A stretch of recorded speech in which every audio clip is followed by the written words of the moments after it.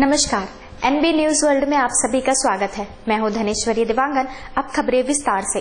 प्रधानमंत्री नरेंद्र मोदी सिंगापुर के अपने समकक्ष नेता ली सिएन लूंग के साथ मुलाकात के बाद भारत और सिंगापुर ने अपने संबंधों की रणनीति भागीदारी के स्तर पर पहुंचाते हुए परिष्कृत रक्षा सहयोग और साइबर सुरक्षा, जहाजरानी और नागरिक उड्डयन जैसे क्षेत्रों के लिए द्विपक्षीय समझौते पर हस्ताक्षर किए।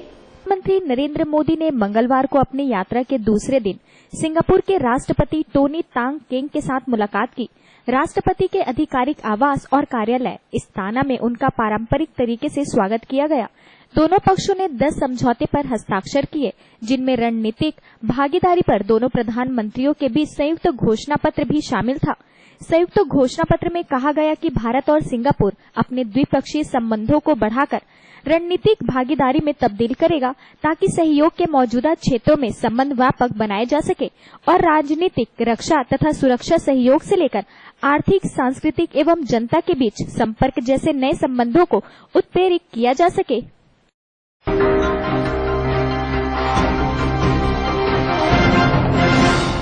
आमिर खान के बीते शाम एक कार्यक्रम में असहिष्णुता पर दिए गए बयान पर अच्छा खासा हो हल्ला मचा हुआ है, जहां सोशल मीडिया पर उनके खिलाफ और उनके समर्थकों में नामचीन हस्तियों से लेकर आम लोग तक उतर आए हैं।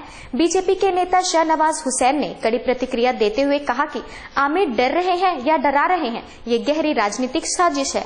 नेता आमिर खान के असहिष्णुता पर दिए बयान पर बवाल मच गया है। बीजेपी नेता शाहनवाज हुसैन ने मंगलवार को प्रेस कॉन्फ्रेंस कर आमिर खान पर जमकर निशाना साधा। उन्होंने कहा कि आमिर खान ने पब्लिसिटी के लिए इस तरह का बयान दिया है। इस देश ने आमिर खान को प्यार और सम्मान दिया और स्टार बनाया है। शाहनवाज हुसैन ने कहा कि आमिर के इस बयान से देश को फायदा नहीं, नुकसान हुआ है। आमिर इस तरह के बयान से डर नहीं रहे, बल्कि जनता को डरा रहे हैं। शाहनवाज हुसैन ने कहा कि अतुल्य भारत कभी असहिष्णु नहीं हो सकता। शाहनवाज हुसैन ने कहा कि यह असहिष्णुता का माहौल पैदा कर कांग्रेस द्वारा देश को बदनाम करने की गहरी राजनीतिक साजिश है। राहुल गांधी ने आमिर खान की टिप्पणियों का समर्थन किया है।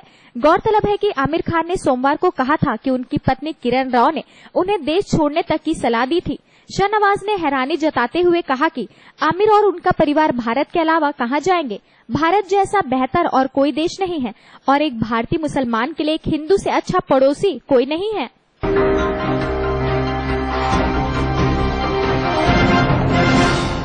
तुर्की सीरिया सीमा पर मंगलवार को एक रूसी लड़ाकू विमान को मारकर गिरा दिया गया है। तुर्की ने रूसी जंगी विमान को मार गिराने की पुष्टि की है। साथ ही दावा किया है कि विमान ने तुर्की के हवाई क्षेत्र का उल्लंघन किया और कई बार दी गई चेतावनी को नजरअंदाज किया।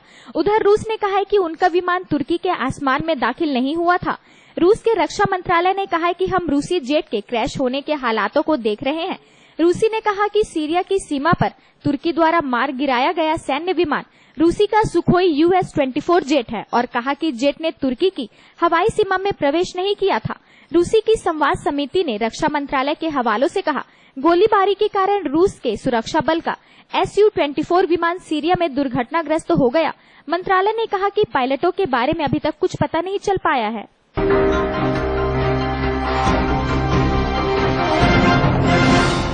कुख्यात आतंकी संगठन इस्लामिक स्टेट ऑफ इराक द्वारा एक बार फिर अपनी सक्रियता दिखाई गई है। मिस्र के एक होटल के बाहर हुए बम धमाकों में 3 लोगों की मौत हो गई। मिस्र के एक होटल के बाहर हुए 2 बम धमाकों में 3 लोगों की मौत हो गई।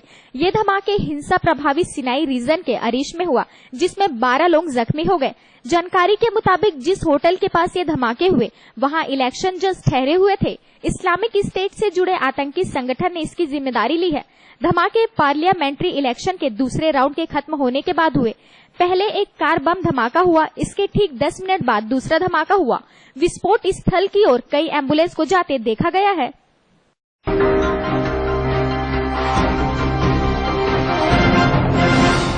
छत्तीसगढ़ के नक्सल प्रभावित सुकमा जिले में नक्सलियों ने यात्री बस में आग लगा दी और घटना स्थल पर पहुंचे पुलिस जवानों पर गोलीबारी भी की। सुकमा जिले के तोंगापाल थाना क्षेत्र के अंतर्गत टहकवाड़ा गांव के करीब नक्सलियों ने एक यात्री बस से यात्रियों को उतारकर उसमें आग लगा दी।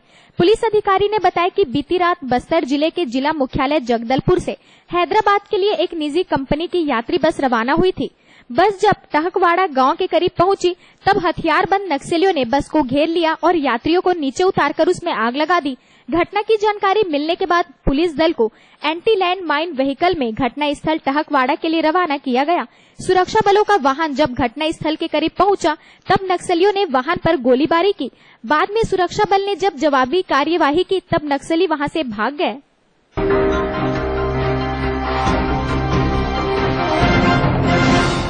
जम्मू कश्मीर के सीएम मुफ्ती मोहम्मद सईद के घर पर अलगाववादियों ने आजादी और भारत विरोधी नारे लगाए और जबरन पाकिस्तान का झंडा फहराया। दिन पहले सुरक्षा बलों से मुठभेड़ में मारे गए इस्लामिक स्टेट के 3 आतंकियों के मातम के दौरान भड़के लोगों ने जम्मू कश्मीर के सीएम मुफ्ती मोहम्मद सईद के घर पर हमला बोल दिया। मंगलवार को सीएम के घर पर हुए इस हमले में उपद्रवियों ने पत्थरबाजी भी की। यहाँ तक कि कुछ लोगों ने उनके घर की पहली मंजिल की छत पर पाकिस्तान का झंडा फहरा दिया। श्रीनगर के बीच बेहड़ा में हाईवे के नजदीक ही मुफ्ती मोहम्मद सईद का पैतृक घर है। इस घटना के बाद राज्य में सुरक्षा एजेंसियां सतर्क हो गई है। सेना, पुलिस और सीआरपीएफ के साथ ऐश मुकाम के सिलगाम में सोमवार को हुई मुठभेड़ में 3 आतंकी मारे गए थे।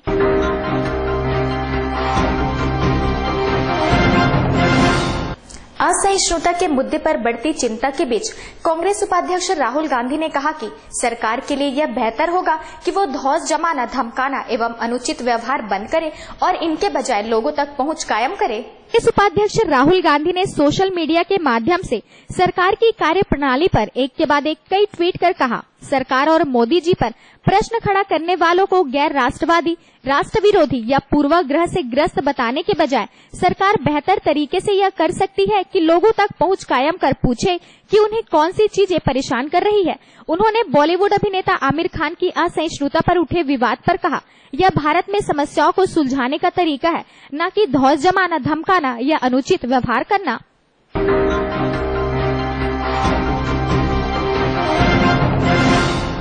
देश के महत्वपूर्ण इस्लामिक संगठन जमीयत उलमाए हिंद ने आतंकी संगठन ISIS के दुष्प्रभाव का पर्दाफाश करने के लिए ऑनलाइन मुहिम छेड़ने की योजना बनाई है। इस्लामिक संगठन जमीयत उलमाए हिंद ने बताया कि वह जल्द ही फेसबुक पेज बनाएगा और ट्विटर अकाउंट भी बनाएगा। जमीयत के महासचिव मोहम्मद मदनी ने कहा कि वे लोग एक योजना के साथ साइबर वर्ल्ड में जाएंगे। IS साइबर की दुनिया में काफी सक्रिय है। फेसबुक पेज और ट्विटर अकाउंट बनाने से इसकी शुरुआत हो सकती है। IS जिस तरह से इस्लाम की गलत व्याख्या कर रहा है, उसके मुकाबले के लिए वे लोग साइबर वर्ल्ड में जाने की तैयारी कर रहे हैं। उन्होंने कहा कि ISIS सबसे अधिक गैर इस्लामिक संगठन है क्योंकि वे निर्दोष लोगों को मार रहा है। वे इस्लाम की छवि को खराब कर रहे हैं।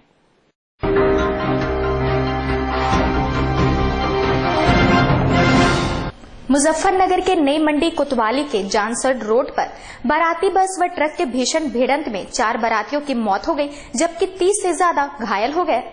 मुजफ्फरनगर में खुशियां उस समय मातम में बदल गई जब एक बारात की बस और ट्रक में भिड़ंत हो गई। इस घटना में 4 लोगों की मौत हो गई, जबकि 30 से अधिक लोग घायल हो गए। घायलों में कई की हालत गंभीर बताई जा रही है। घटना मंगलवार को नई मंडी थाना क्षेत्र के पानीपत खटीमा मार्ग स्थित जानसट रोड पर हुई। मुजफ्फरनगर के थाना क्षेत्र रामराज से एक बारात की बस हरियाणा के यमुनानगर जा रही थी। नई मंडी थाना क्षेत्र के जानसट रोड पर एक अनियंत्रित ट्रक ने बस में जोरदार टक्कर मार दी। घटना की सूचना मिलते ही पुलिस के आला अधिकारी मौके पर पहुंचे और घायलों को जिला अस्पताल में भर्ती कराया। जानकारी के अनुसार इस घटना में 4 लोगों की अस्पताल में इलाज के दौरान मौत हो गई। 30 से अधिक घायलों को अभी भी अस्पताल में इलाज चल रहा है। इनमें से कई की हालत गंभीर बताई जा रही है।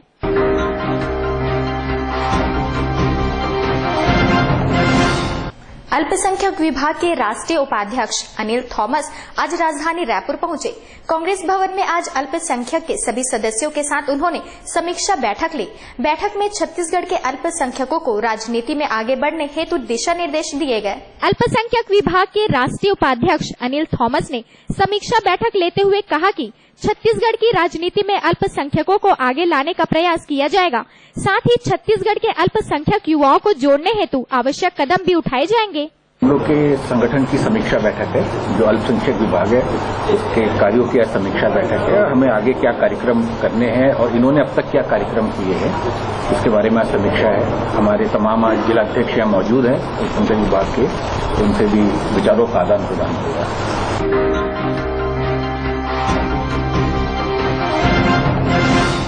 विद्या मंदिर की रजत जयंती के उपलक्ष्य में आरएसएस प्रमुख मोहन भागवत राजधानी रायपुर पहुंचे। प्रदेश के सभी विद्या मंदिर के बच्चे भी कार्यक्रम में सम्मिलित हुए।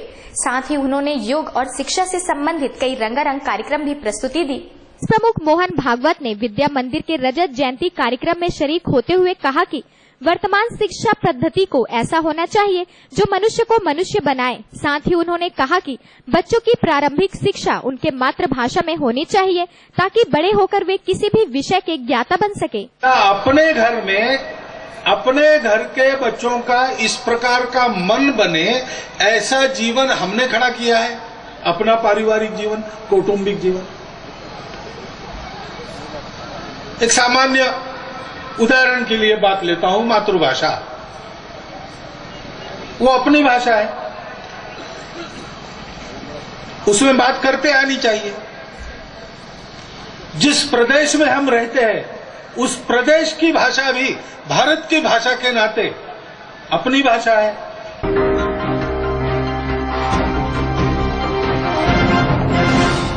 मोहन भागवत के आगमन को लेकर कांग्रेस ने विरोध प्रदर्शन किया। काला झंडा दिखाकर उन्होंने जेल भरो आंदोलन भी किया। नगर निगम के गार्डन के पास पुलिस ने उन्हें रोकते हुए गिरफ्तार किया। मोहन भागवत के आरक्षण खत्म करने के बयान को लेकर कांग्रेस ने विरोध प्रदर्शन किया। मोहन भागवत के आगमन पर कांग्रेस ने विरोध प्रदर्शन किया। विकास उपाध्याय का कहना है कि जो व्यक्ति आरक्षण खत्म करने की बात करता हो वो बच्चों को क्या लेक्चर देगा। वहीं भाजपा प्रवक्ता संजय श्रीवास्तव ने कांग्रेस के इस हरकत की कड़ी निंदा की है। उन्होंने कहा कि प्रदेश में आने वाले अतिथियों की वे किस तरह से आतिथ्य करते हैं ये लोगों को पता चल रहा है। काली टोपी पहनने वाले और काली टोपी पहनने वाले को काला झंडा दिखाने का काम हम लोग करने जा रहे हैं। आरक्षण की बात हो चाहे सहिष्णुता की बात हो, इन तमाम चीजों पर जिस प्रकार आरएसएस के प्रमुख का जो उद्बोधन रहा या कथन रहा है उसको लेकर आज छत्तीसगढ़ में मोहन भागवत जी हैं। आज उनका विरोध हम लोग कर रहे हैं। आरक्षण को खत्म करने की बात उन्होंने कही थी और तमाम ऐसी चीजें जो इस देश को तोड़ने का काम करना चाहती है।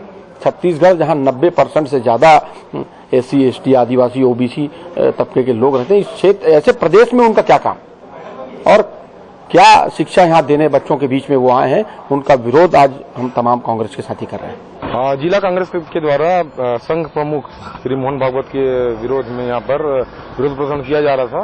उनको समझाइश दी गई, समझाइश के बाद नहीं माने तो प्रतिबंधात्मक धाराओं के तहत उनकी गिरफ्तारी की गई है। लगभग 20 से 25 लोगों की गिरफ्तारी की गई है। देखिए, मुझे ऐसा लगता है कि कांग्रेस को जो हमारे अतिथि आते हैं किस तरीके का आतिथ्य है, अतिथि के प्रति कैसा व्यवहार, मुझे ऐसा लगता है कि हार के कारण और जनता ने जिनको जिस तरीके से नकारा है उसकी खींच का परिणाम है कि वो बेवजह और उल्टा सीधा किसी भी प्रकार के कार्यक्रम को हाथ में लेते हैं, जिसकी मैं कड़े शब्दों में निंदा करता हूं। जिस आरक्षण की बात कर रहे हैं, जो उस आरक्षण के मामले में भारतीय जनता पार्टी ने अपना जो मत वहां पर स्पष्ट कर दिया है, इससे मुझे ऐसा लगता है कि इस आरक्षण को एक मुद्दा बनाने का प्रयास कांग्रेस करने का प्रयास कर रही है। कुल मिलाकर इनका एक अपने को सक्रिय दिखाने का, कुल मिला के 25-50 लोग इकट्ठे होंगे और अपने को सक्रिय करके हम मीडिया में सामने आए, केवल यही काम कांग्रेस का रह गया है। इससे कोई बहुत बड़ी बात नहीं है, इसके कड़े शब्दों में निंदा करता हूं।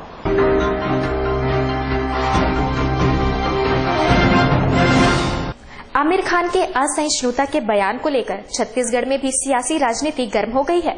आमिर खान ने बयान दिया था कि देश के हालात को देखते हुए उन्हें भारत में रहने से डर लग रहा है। इस पर कांग्रेस ने जहां उन्हें समर्थन दिया तो वहीं दूसरी ओर भाजपा के नेताओं ने उन्हें अपने विचारों को लेकर चिंतन करने की सलाह तक दे डाली। आज देश की क्या स्थिति है इसके बारे में आमिर खान तो एक एक्टर के साथ साथ में सामाजिक सेवा से जुड़ने वाला व्यक्ति भी है, जिनके बारे में पूरी दुनिया जानती है। तमाम प्रकार के ऐसे कार्यक्रम आयोजन उन्होंने किया है जो जिसमें देश प्रेम की भावना झलकती है और आज देश की स्थिति कहीं ना कहीं गड़बड़ नजर आती है। इसलिए आज उन्होंने जो उनका स्टेटमेंट था, आज दुखी मन से उन्होंने इस स्टेटमेंट को देने का काम किया है। मंगल पांडे जैसी पिक्चर के निर्माता और तमाम ऐसी पिक्चर के निर्माता हैं वो जो एक कहानी बताती है, जो एक जीवंत कहानी, लोगों को प्रेरणा देने लायक कहानी बताती है। ऐसी पिक्चर बनाने वाले हमारे एक्टर ने इस बात को किया है, तो कुछ सोच समझकर वही इस बात को उन्होंने कहा है। मैं समझता हूं यहाँ पर जितने लोग बाहर से भी आए वो सब लोग तो यही रहा। अब इनको डर क्यों है, किस बात का है और क्यों डरे हुए हैं, किस घटना से डरे हुए हैं, उन्हें अपनी डर जो है उसका कहाँ रिपोर्ट कराना है वो सब भी उसकी जगह बनी हुई। दुनिया के जितने लोग आ रहे हैं कोई डरता नहीं है। आमिर खान आज क्यों डर रहे हैं ये विषय है सबको जानने का, समझने का, वो तो वही बताएंगे। मैं समझता हूँ इस देश में किसी को भी भयभीत होने की जरूरत नहीं है। आमिर खान सही है। अब क्यों डर रहे हैं तो ये उन्हीं से हमें को पूछना है। देश की प्रतिष्ठा को कम कर रहे हैं और पुरस्कार उनको व्यक्तिगत उपलब्धि के लिए दिया गया है और उस व्यक्तिगत उपलब्धि को शासन ने उनको प्रतिष्ठित किया है। अगर वो लौटाते हैं तो वो अपना भी अपमान कर रहे हैं और देश का भी अपमान कर रहे हैं। सर, विकास उपाध्याय जी का कहना है कि कहीं न कहीं ऐसा माहौल है, इस कारण ऐसा कुछ हो रहा है। नहीं, ऐसा कोई माहौल नहीं है। मैं सोचता हूँ कि हमारे हिंदुस्तान में जितना अच्छा सहिष्णुता का वातावरण है शायद विश्व के किसी भी कोने में नहीं होगा, परंतु कुछ लोग अपने राजनीतिक कारणों से या कोई प्रेरणा से इस काम को कर रहे हैं, वो देश का अपमान कर रहे हैं। मुझे नहीं मालूम, हिंदुस्तान में किसी को कोई खतरा नहीं है। अगर किसी को खतरा लगता है तो मुझे लगता है कि वो अपने आप में गलत होगा, इसलिए उसको खतरा लगता है।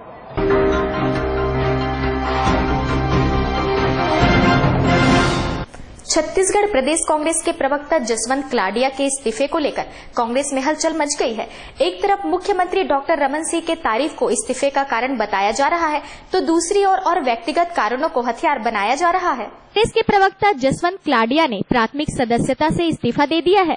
इस घटना पर जब एनबी न्यूज ने कांग्रेस के मीडिया प्रभारी शैलेश नितिन त्रिवेदी से जानने की कोशिश की तो वे इस सवाल से बचते नजर आए। उन्होंने कहा कि इस्तीफे की वजह उनकी व्यक्तिगत कारण हो सकती है। श्री जसवंत क्लाडियस ने प्रवक्ता पद से और पार्टी से व्यक्तिगत कारणों से त्यागपत्र दिया है। मैं उनका बेहद सम्मान करता हूं। त्यागपत्र के बाद मेरी उनसे फोन पर भी चर्चा हुई और निश्चित रूप से उनका साथ छोड़ के जाना हमारा एक नुकसान है, इसका हमें दुख है।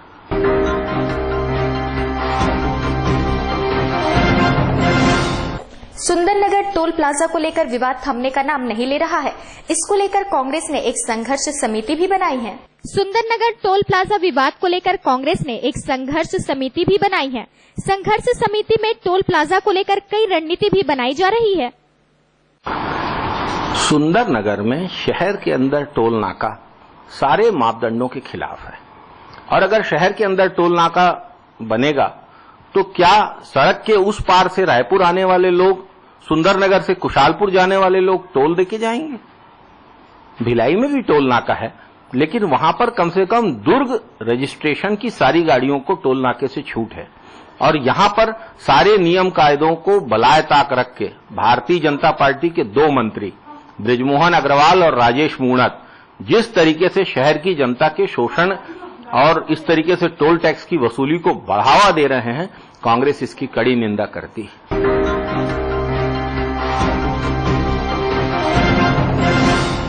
बॉलीवुड के महानायक अमिताभ बच्चन ने खुद के बारे में एक बड़ा खुलासा किया है। उन्होंने बताया कि वो पिछले 20 साल से एक गंभीर बीमारी से जूझ रहे हैं। इस बीमारी की वजह से उनके लीवर का 75% हिस्सा बेकार हो चुका है। बॉलीवुड के बिग बी अमिताभ बच्चन ने मुंबई में आयोजित एक कार्यक्रम में खुद के बारे में एक बड़ा खुलासा किया है। अमिताभ ने बताया कि मैं एक गंभीर बीमारी से जूझ रहा हूं जिसका नाम हेपेटाइटिस बी है। ये बीमारी मुझे पिछले 20 साल से है। फिल्म कूली के वक्त हुए हादसे के बाद दिए गए ब्लड में से कुछ हिस्सा हेपेटाइटिस बी अफेक्टेड था। इस वजह से मेरे लीवर का 1/4 हिस्सा ही बच पाया। उन्होंने आगे कहा कि अब मैं पूरी तरह से ठीक हूं और लोगों से गुजारिश करता हूं कि लोग अपने बच्चे को हेपेटाइटिस बी का टीका जरूर लगवाएं।